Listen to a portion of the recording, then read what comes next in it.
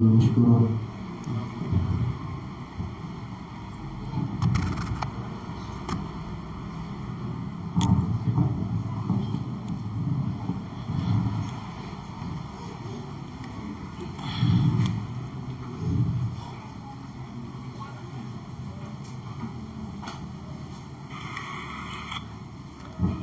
Bismillah. Assalamualaikum warahmatullahi wabarakatuh. Innal hamdalillah nahmaduhu wa nasta'inuhu wa nastaghfiruh wa na'udzu billahi min shururi anfusina wa min sayyiati a'malina may yahdihillahu fala mudilla lahu wa may yudlil fala hadiya lahu. Asyhadu an la ilaha illallah wahdahu la syarika lah wa asyhadu anna Muhammadan abduhu wa rasuluhu la nabiyya ba'dah. Allahumma salli wa sallim wa barik ala nabiyina Muhammadin wa ala alihi wa ashabihi wa man tabi'ahum bi ihsanin ila yaumiddin. Jamaah kaum muslimin rahimani rahimakumullah. Alhamdulillah, segala puja dan puji syukur selalu senantiasa kita peruntukkan hanya kepada Allah Jalla wa'ala, yang mana Allah subhanahu wa ta'ala masih memberikan limpahan nikmatnya begitu banyak kepada kita. Di antara nikmat tersebut, Allah memberikan kepada kita kesehatan, waktu luang, rezeki yang bisa kita makan tadi, tempat aman sentosa, dan yang tak kalah penting, nikmat yang telah Allah berikan kepada kita adalah adanya istri yang solehah. Istri atau istri-istri? Istri yang soleh, yang solehah, ya. Dan juga anak-anak, ini adalah nikmat. Dan bagi anda wahai saudari, ketika anda memiliki suami, maka ini adalah nikmat. Maka hendaknya anda berbakti kepada suami anda, dan anda wahai para suami berbuat baik kepada istri anda. Salah satu bentuk syukur kita kepada Allah Azza wa Jalla. Semoga salam dan salawat senantiasa tetap tercurahkan kepada junjungan Nabi besar kita Muhammad bin Abdullah, kepada keluarganya, sahabatnya, dan juga kepada umatnya yang senantiasa berusaha mengikuti jejak langkah beliau. Dan mudah-mudahan kita semuanya yang hadir termasuk di antara umat Nabi Muhammad sallallahu alaihi wa alihi wasallam. Para ikhwah sekalian dan juga para akhwat, kaum muslimin dan muslimah rahimani rahimakumullah. Dan insyaallah taala kita akan mengkaji tentang masalah akidah. Ya, kita akan mempelajari kitab Ta'siliyah Aqidiyah. Dan insyaallah mudah-mudahan Allah Jalla wa'ala memberkahi usia kita dan memberikan kesempatan kepada kita untuk mempelajari akidah. Kita akan mempelajari beberapa kitab yang berkaitan tentang masalah akidah. Di antaranya adalah kitab Salasatul Usul, ya, atau disebut dengan Al-Usulul Salasah, atau disebut dengan 3 landasan utama. Yang mana karya ini atau kitab ini ditulis oleh Syekh Al-Mujaddid, Syekhul Islam, Syekh Muhammad bin Abdul Wahab bin Sulaiman At-Tamimi rahimahullah. Kitab ini sangat bagus sekali jamaah, dan saya yakin mungkin anda pernah mempelajarinya, atau mungkin sudah sering mendengarkan kitab ini, atau mungkin telah hatam. Tapi tak ada salahnya untuk kita ulang dan terus kita ulang. Bukankah ilmu itu agar senantiasa untuk diulang dan terus diulang? Ya, dan kitab ini adalah kitab akidah yang telah dipelajari oleh ma'had-ma'had yang berpemahaman ahli sunnah wal jamaah.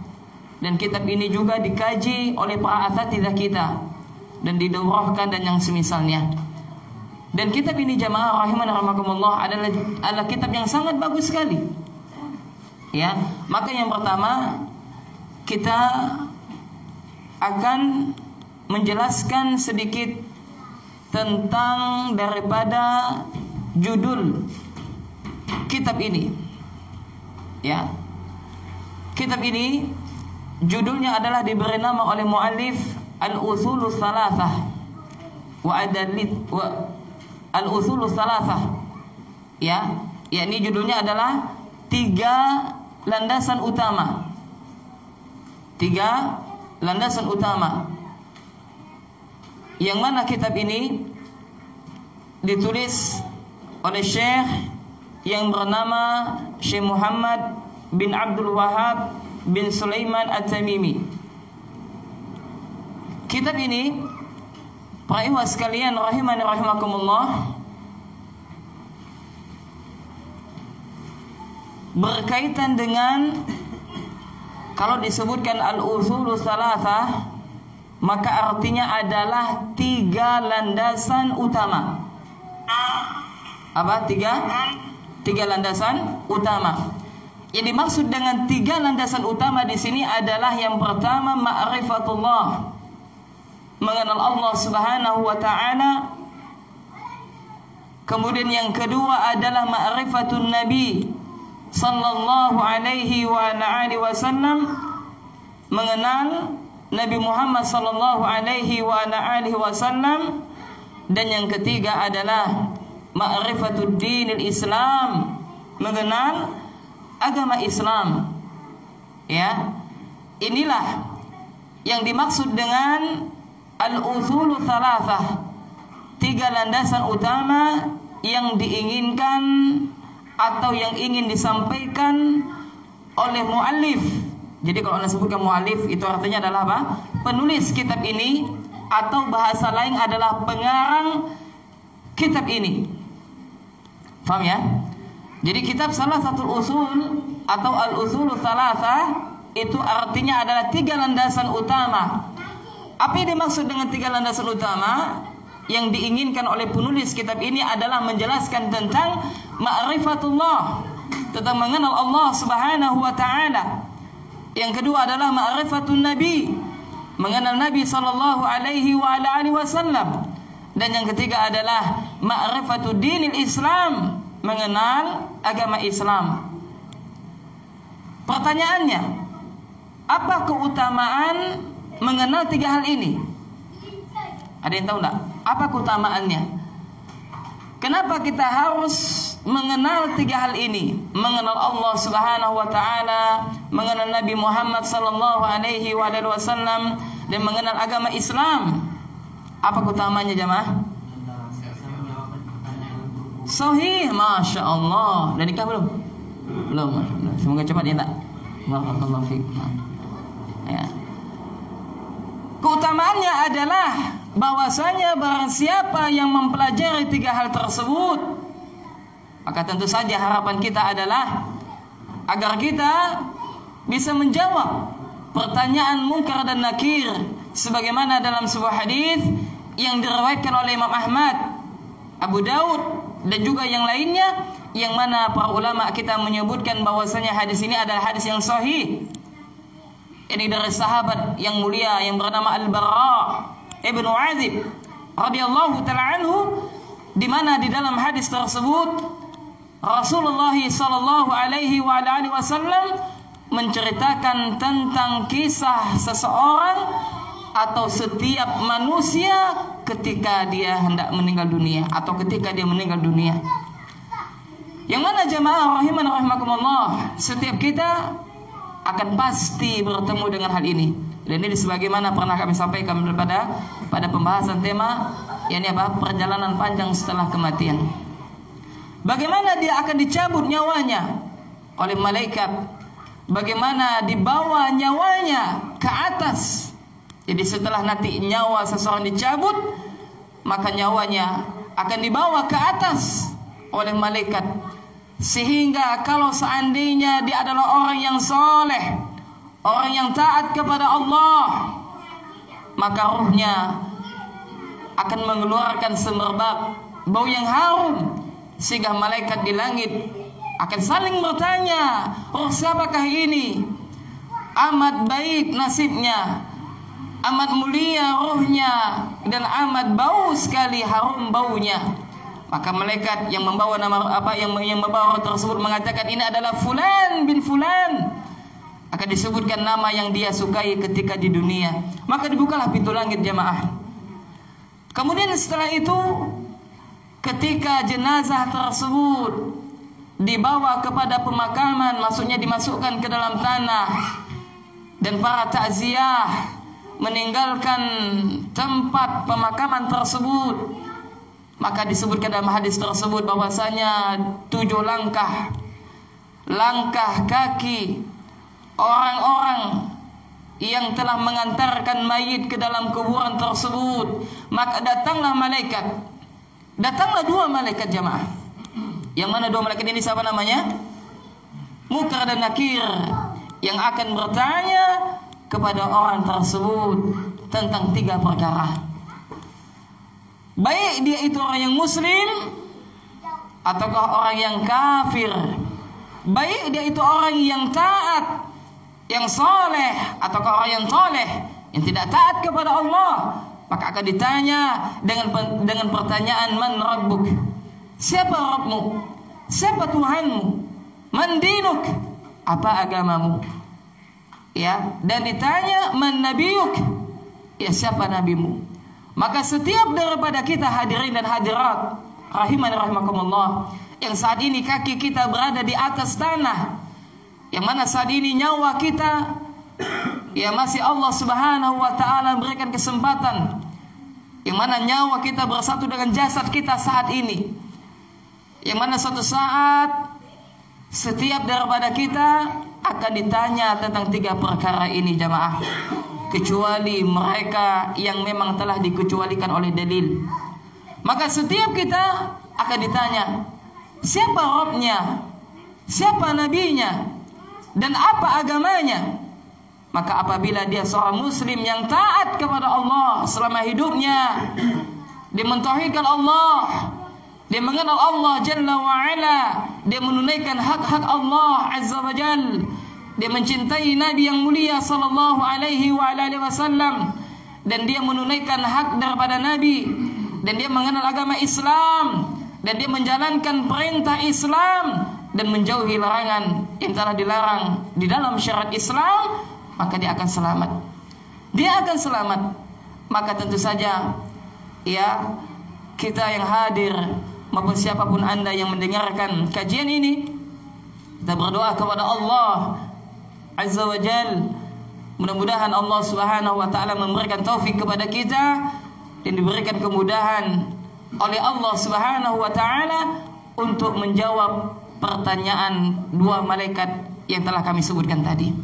Maka kalau seandainya dia ada seorang muslim yang taat, maka dia mengatakan Rabbi Allah, Tuhanku adalah Allah, dinul Islam, agamaku adalah Islam, dan Nabi Muhammad sallallahu alaihi wasallam.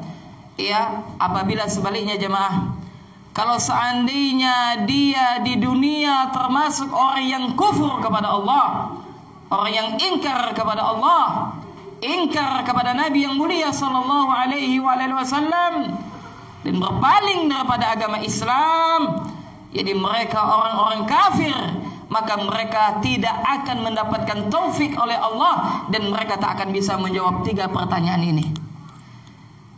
Demikian juga siapa? Mereka adalah orang al-munafiqun, orang munafik yang menampakkan keislamannya secara zahir, tapi mereka menyembunyikan kekufuran mereka di dalam hati mereka. Mereka menampakkan keislaman mereka di hadapan manusia, akan tetapi di dalam hatinya mengingkari, maka mereka tak bisa mengucapkan kalimat la ilaha illallah. Mereka tidak akan bisa menjawab pertanyaan Munkar dan Nakir. Oleh karena itu hadirin dan hadirat rahiman rahimakumullah, mengucapkan kalimat la ilaha illallah ya, itu harus diucapkan dengan apa? Dengan lisan, dan diyakini dengan hati, dan diamalkan dengan anggota badan. Tidak hanya sekedar mengucapkan dengan lisan la ilaha illallah, tapi di dalam hatinya tidak meyakini, dalam praktek pengamalan tidak dilakukan. Dan demikian juga mengucapkan kalimat Muhammad Rasulullah tidak hanya sekedar di lisan, akan tetapi harus diyakini dalam hati dan diamalkan di dalam anggota badan. Maka para ikhwan rahiman rahimakumullah, ya, ada orang yang dia mengucapkan dua kalimat syahadat tapi secara apa? Zahir. Apa artinya secara zahir? Secara lisan saja. Akan tetapi di dalam hatinya atau di dalam batinnya terdapat mengingkari semuanya. Maka orang yang seperti ini, orang yang keadaannya demikian, maka dia tidak akan bisa menjawab pertanyaan munkar dan nakir, dan dia tidak akan selamat daripada fitnah kubur. Sebagaimana yang disebutkan oleh Nabi yang mulia sallallahu alaihi wasallam, maka apabila dia adalah orang yang kafir, orang yang kufur kepada Allah, termasuk juga orang munafik, maka ketika ditanya man rabbuk, dia mengatakan apa? La adri. Ya, aku tidak tahu, dan aku yakni apa? Mengucapkan sebagaimana orang-orang terdahulu mengucapkan. Ya, maka dia tidak bisa mengucapkan atau dia tidak bisa menjawab pertanyaan munkar dan nakir. Maka pertanyaan bagi kita, apakah kita telah mempersiapkan jawaban tersebut? Makanya para ikhwan dan juga para akhwat rahiman rahimakumullah, tiga hal ini tak bisa Anda hafalkan. Tidak hanya sekedar Anda hafalkan. Ya, kalau seandainya Anda hanya sekedar Anda hafalkan dan tidak Anda praktekkan dan tidak Anda pelajari, maka niscaya Anda tak akan bisa menjawab pertanyaan munkar dan nakir. Lantas bagaimana? Jawabannya adalah seorang muslim atau muslimah, mereka tidak hanya sekedar mengucapkan dua kalimat syahadat, akan tetapi mereka akan mengamalkan dua kalimat syahadat. Mereka mengucapkan secara lahir dan secara zahir dan secara batiniah, secara yang lahir dan secara yang tersembunyi. Maksudnya apa? Maksudnya adalah bahwasanya ketika Anda mengaku seorang muslim, Anda mengaku seorang wanita muslimah, maka seharusnya Anda mempelajari tentang dua kalimat syahadat, ya, yang mana dua kalimat syahadat sejatinya akan kita bahas pada kitab Thalathatul Usul ini. Kemudian Syekh Muhammad bin Abdul Wahab rahimahullah, sebagaimana yang telah kita kenal, bahwasanya beliau adalah salah satu ulama al-mujaddid, yakni pembaharu Islam. Artinya adalah dia rahimahullah mengembalikan ajaran Islam yang telah ditinggalkan oleh kaum muslimin pada zamannya. Sebagaimana telah kita ketahui jamaah para ikhwah sekalian rahiman rahimakumullah, beliau hidup pada abad ke-10, ya, yakni beliau lahir pada tahun 1115 Hijriah, ya, dan beliau adalah salah satu ulama yang ayahnya seorang ulama dan kakeknya seorang ulama. Maka yang kedua, kita akan mengenal secara singkat siapa penulis kitab ini. Jadi kesimpulannya adalah kitab Thalathatul Usul atau Al-Usul Tsalatsa, tiga landasan utama, adalah membicarakan tentang apa? Man rabbuk, man nabiyuk, man dinuk. Yakni membicarakan tentang mengenal Allah Subhanahu wa taala, mengenal Nabi yang mulia sallallahu alaihi wasallam, mengenal Nabi Muhammad. Dan yang ketiga apa? Mengenal agama Islam. Ya, mengenal agama Islam. Maka ketiga hal inilah yang akan dijelaskan oleh Syekh Muhammad bin Abdul Wahab bin Sulaiman At-Tamimi rahimahullah. Maka ya, sebelum kita membacakan risalah beliau, kita akan mengenal terlebih dahulu siapa Syekh Muhammad bin Abdul Wahab bin Sulaiman At-Tamimi rahimahullah. Yang pertama para ikhwah sekalian, kita akan membicarakan nasabnya. Beliau yang bernama Muhammad bin Abdul Wahab bin Sulaiman At-Tamimi. Ya, beliau bernama yakni Syekh Muhammad bin Abdul Wahab bin Sulaiman. Kalau mau kita tambahkan lagi nama kakeknya, bin Ali bin Muhammad bin Ahmad bin Rashid bin Barid bin Muhammad At-Tamimi. Masya Allah, ya orang Arab yang menjaga nasabnya, ya enggak? Kalau kita nasab kita sampai berapa? Hah? Ya enggak? Sampai kakek pertama mungkin, ya enggak? Setelah itu tak tahu lagi. 4. Nah, datuk. Kemudian para ikhwah sekalian rahimana rahimakumullah, beliau adalah salah seorang ulama. Ayahnya ulama dan kakeknya juga ulama. Subhanallah. Ini memberikan faedah apa? Bahwasanya keluarga yang baik akan melahirkan generasi yang baik. Ayah yang baik akan melahirkan anak yang baik. Ibu yang soleha akan melahirkan keturunan yang baik. Sebaliknya, ayah yang jelek, ayah yang buruk akan melahirkan generasi yang buruk, anak yang toleh yang tidak taat kepada Allah Subhanahu wa ta'ala. Maka bagi anda wahai para ayah dan juga para bunda, ketika kami mengingatkan tentang menyampaikan tentang pentingnya mendidik anak, ya, maka sebelum anda menjadikan anak anda anak soleh atau soleha, maka hal yang terpenting adalah anda harus menjadikan diri anda adalah orang yang soleh dan soleha. Kenapa? Karena di dalam pendidikan, kesuksesan di dalam mendidik diantaranya adalah keteladanan, uswatun hasanah, contoh yang baik dari seorang ayah atau dari seorang bunda kepada anak tersebut. Maka demikian juga, lihat salah seorang ulama, Syekh Muhammad bin Abdul Wahab bin Sulaiman. Ayahnya ulama, kakeknya juga ulama. Kakeknya ya ikhwan bernama siapa tadi? Sulaiman adalah qadi. Ya, qadi. Qadi itu adalah apa ya? Kalau kita sekarang ini adalah hakim. Ya, tapi memiliki kedudukan yang sangat tinggi. Kalau dari segi nasab, beliau adalah orang yang terhormat, memiliki nasab yang mulia. Ya, ayahnya ulama, kakeknya ulama. Maka dari generasi yang terbaik. Dan dari segi ekonomi, beliau adalah termasuk orang yang mampu, bukan dari kalangan orang miskin. Kenapa? Ya, kakeknya seorang qadi, hakim. Ya. Kemudian beliau lahir pada tahun 1115 Hijriyah, ya, di Uyainah. Uyainah itu salah satu di antara kota Najd, ya. Dan beliau tumbuh besar di kota tersebut. Ya, beliau tumbuh ya di tengah-tengah keluarga yang berilmu. Ya, yang berilmu. Dan di tengah-tengah keluarga yang berilmu dan taat kepada Islam. Kemudian perjalanan beliau menuntut ilmu.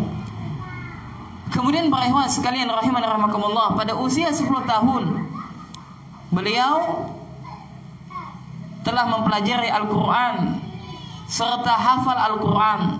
Ya, inilah para ulama. Jadi pada usia mereka belum baligh, maka mereka apa? Telah menghafal kitabullah, telah hafal kepada kitabullah. Dan beliau juga adalah orang yang cerdas dan memiliki hafalan mutun-mutun. Ya, ini maksudnya apa? Dari cabang ilmu, disiplin ilmu. Dan beliau termasuk adalah orang yang cerdas, orang yang cepat dalam memahami apa yang telah beliau pelajari, sampai-sampai apa? Keluarganya merasa heran dengan anak ini. Dan beliau belajar kepada ayahandanya yang bernama Muhammad, dan ayahnya ini bermadhab Hambali. Ya, maka beliau mempelajari tentang masalah seputar fikih madhab Hambali kepada sang ayahanda tersebut. Kemudian para ikhwan sekalian, ketika usia beliau masih belasan tahun setelah beliau belajar kepada ayahnya dan beliau merasa kurang belajar kepada sang ayah, maka beliau pun melakukan rihlah di dalam menuntut ilmu. Dan inilah kebiasaan para ulama kita, mereka melakukan rihlah, mereka melakukan perjalanan dalam rangka untuk menuntut ilmu. Di antaranya Syekh pernah berangkat ke Basrah. Ya, ketika itu di Basrah adalah tempat pusatnya para ulama. Ya, banyaknya ulama-ulama mengajarkan ilmu di Basrah. Kemudian juga setelah di Basrah, maka beliau juga belajar di Hijaz. Ya, untuk apa? Untuk menimba ilmu, untuk belajar kepada para alim ulama. Ya, dan di antara guru-guru beliau itu banyak sekali. Di antaranya adalah ayahnya sendiri yang bernama Syekh Abdul Wahab bin Sulaiman. Kemudian juga di antara guru beliau adalah Syekh Abdullah bin Ibrahim bin Saif. Ya, dan para ulama yang lain. Maka singkat cerita jamaah, para ikhwan dan juga para akhwat kaum muslimin dan muslimah rahiman rahimakumullah, maka Syekh Muhammad bin Abdul Wahab, beliau memiliki pemahaman ahli sunnah wal jamaah dengan pemahaman salafus saleh, dan beliau berpegang teguh kepada Al-Quran dan sunnah tanpa ta'wil, tanpa apa? Menolak nama-nama dan sifat-sifat Allah Subhanahu wa taala. Dan beliau dari segi fikih mazhabnya adalah Hambaliun, yakni mazhab penganut mazhabnya Imam Ahmad bin Hanbal. Akan tetapi dalam masalah fikih beliau tidak taklid buta. Kenapa? Karena beliau memahami bahwasanya seorang muslim tidak boleh taklid kepada sesuatu pendapat apabila pendapat tersebut menyelisihi Al-Quran dan Sunnah. Singkat cerita, akhirnya beliau setelah mendapatkan ilmu, maka beliau kembali kemana? Ke kampung halamannya. Untuk apa? Berdakwah. Dan di kampung halamannya ikhwan rahimakumullah, tersebarnya apa? Kesyirikan. Apa di antara tersebarnya kesyirikan? Yakni apa? Kuburan ya ditinggikan, ya dibuat bangunan, dikasih lampu. Dan kaum muslimin ketika itu banyak datang ke kuburan para wali yang mereka anggap wali. Lalu apa? Mereka berdoa di kuburan tersebut. Mereka cabar kepada kuburan tersebut. Mereka berdoa tidak kepada Allah, tapi kepada siapa? Kepada orang-orang yang telah mati. Maka datanglah Syekh rahimahullah, beliau mendakwakan tauhid, beliau menyampaikan bahwasanya apa yang dilakukan oleh masyarakat tempat beliau tinggal tersebut adalah satu kesyirikan. Maka beliau pun dibaikot, ya, maka beliau pun ditantang dalam dakwahnya. Dan ini adalah sudah sunatullah jamaah. Yang namanya dakwah tidak berjalan dengan mulus. Yang namanya kalau kita dakwah ada saja orang tak suka, ya inilah sudah apa? Sunatullah. Ya enggak? Namanya dakwah itu pasti ada tantangan, pasti ada rintangan, pasti ada ujian dan cobaan. Lihat bagaimana para nabi dan rasul, mereka diuji di dalam dakwah mereka, dan juga para ulama-ulama kita. Bahkan di antara mereka hendak diancam dibunuh, bahkan apa? Diusir dari kampung halamannya. Demikian juga yang dialim oleh Syekh Muhammad bin Abdul Wahab rahimahullah. Maka ketika beliau melihat banyaknya terjadi kesyirikan di Jazirah Arab ketika itu, di antaranya apa? Mereka mengkhususkan secara berlebihan kepada wali dengan mengusap-usap kuburannya, ya, dan mereka mengambil ngalap berkah dan yang semisalnya.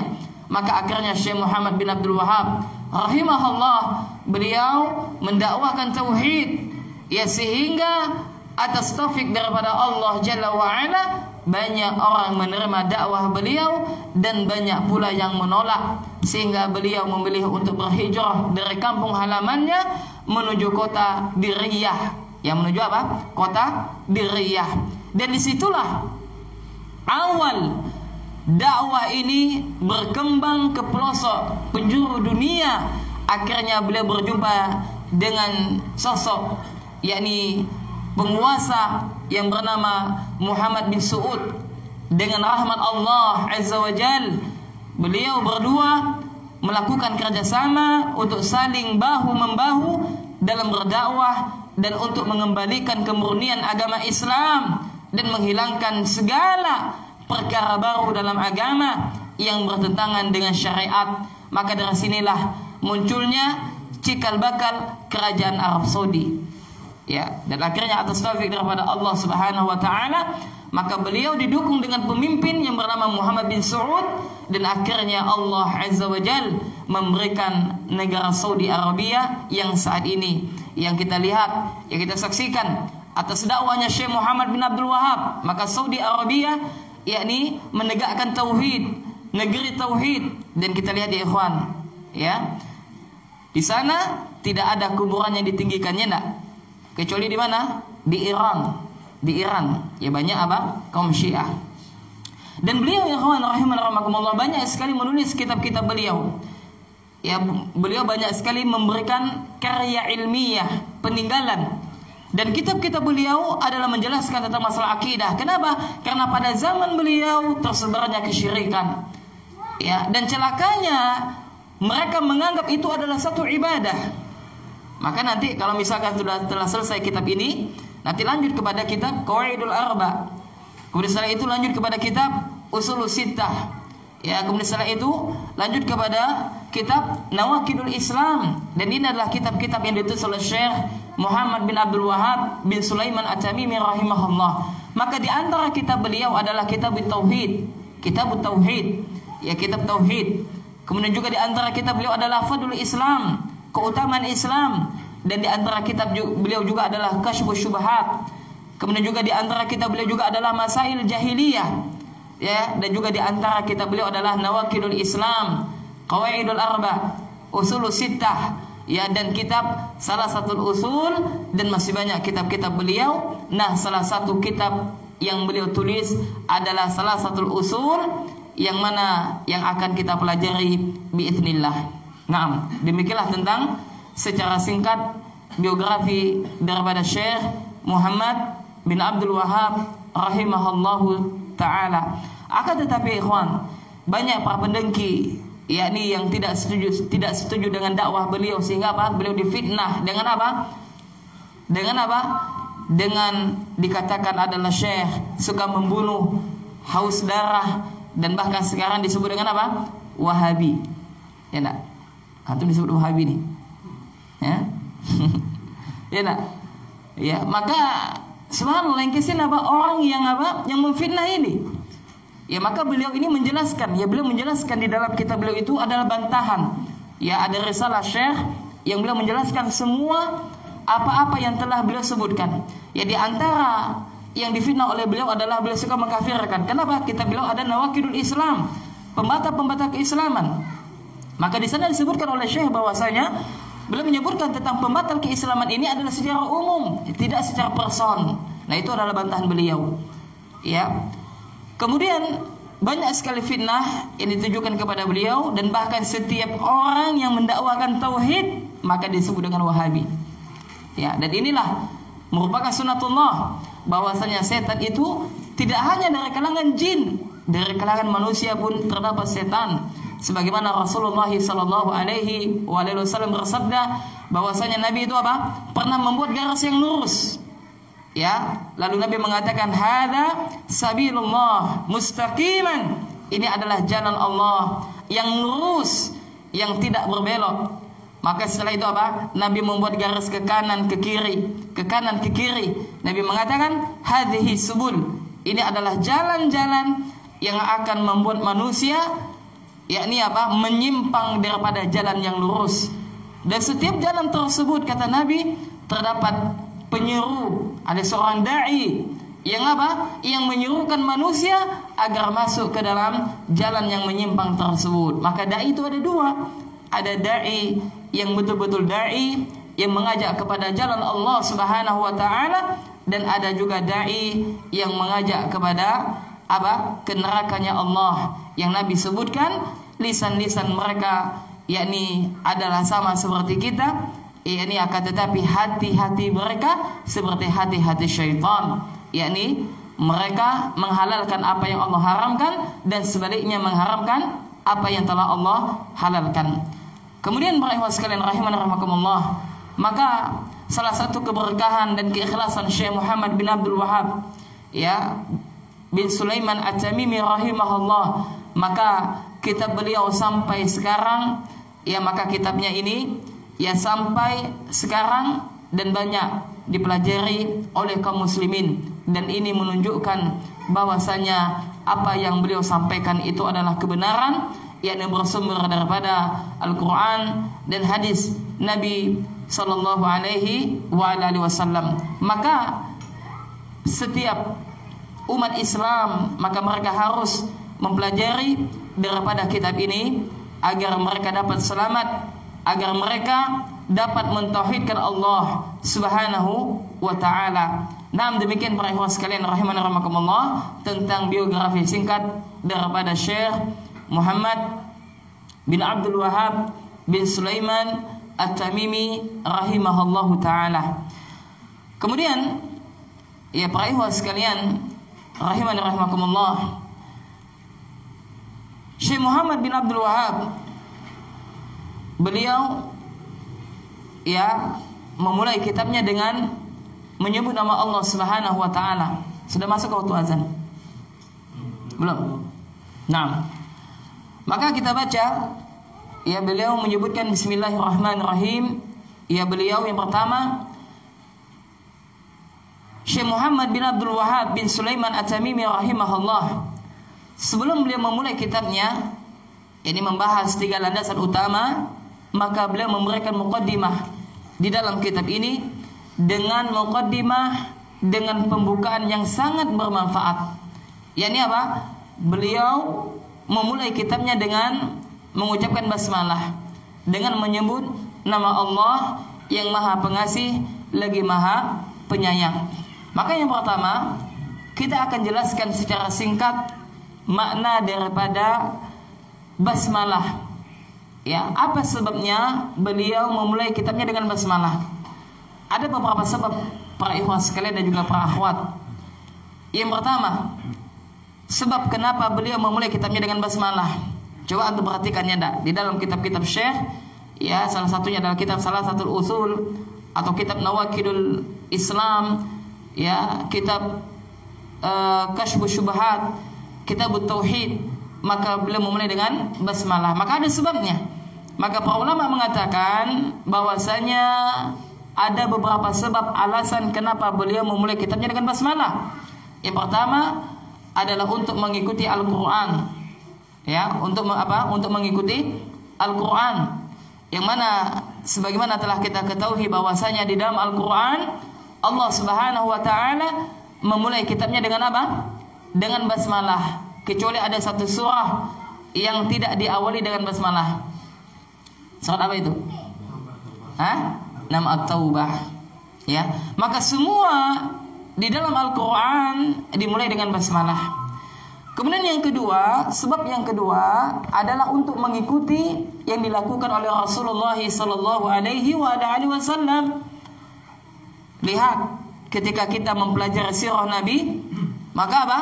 Nabi juga berdakwah dengan apa? Dengan raja-raja, para penguasa ketika itu di zaman Nabi yang mulia Sallallahu Alaihi Wasallam. Dengan apa Nabi mendakwahkan mereka? Dengan surat-surat. Dulu tak ada HP ya, enggak? Nah, tak ada HP. Kalau ada HP mungkin ditelepon, ya, atau dikirimkan WhatsApp, ya. Tidak ada dulu. Akan tetapi apa? Rasulullah Sallallahu Alaihi Wasallam mengirim dengan apa? Dengan surat. Ya, dan Nabi memulai di dalam suratnya dengan menyebut nama Allah Subhanahu wa taala. Ya, itu alasan yang kedua. Kemudian alasan yang ketiga adalah untuk isti'anah. Apa itu artinya isti'anah, ikhwan? Meminta pertolongan kepada Allah Subhanahu wa taala. Kenapa? Karena di dalam kalimat bismillah itu ada ba.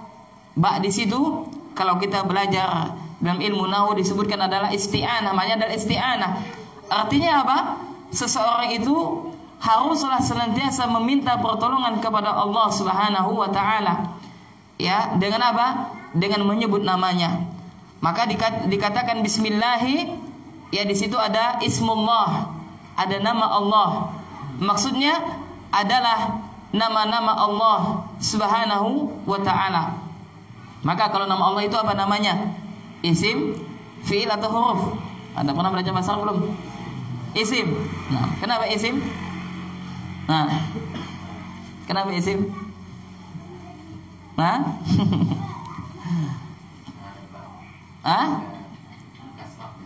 Kasrah, Masya Allah. Apa lagi? Alif lam, Masya Allah. Oke. Ustaz yang jawab nih ya. Apa lagi? Nah, banyak yang harus belajar ini ikhwan, baca bahasa Arab ya enggak? Nah, biar bisa baca kitab, dia bisa merasakan lezatnya membaca kitab para ulama.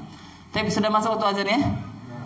Baik, kita cukupkan sampai di sini dan insyaallah pada pertemuan berikutnya, dan ini insyaallah berlanjut ya. Nah, ini pertemuan perdana atau pertemuan pertama, dan mudah-mudahan Allah Jalla wa Ala memberikan taufik kepada kita untuk senantiasa bisa mempelajari dinul Islam, yakni terutama mempelajari tentang masalah akidah.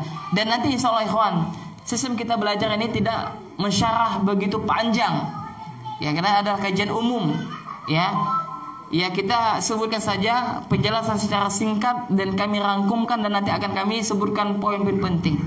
Berbeda kalau di ma'had. Ya, di ma'had ya kita menggunakan pakai syarah salah satu usul yang ditulis oleh Syekh Muhammad bin Shalih Utsaimin.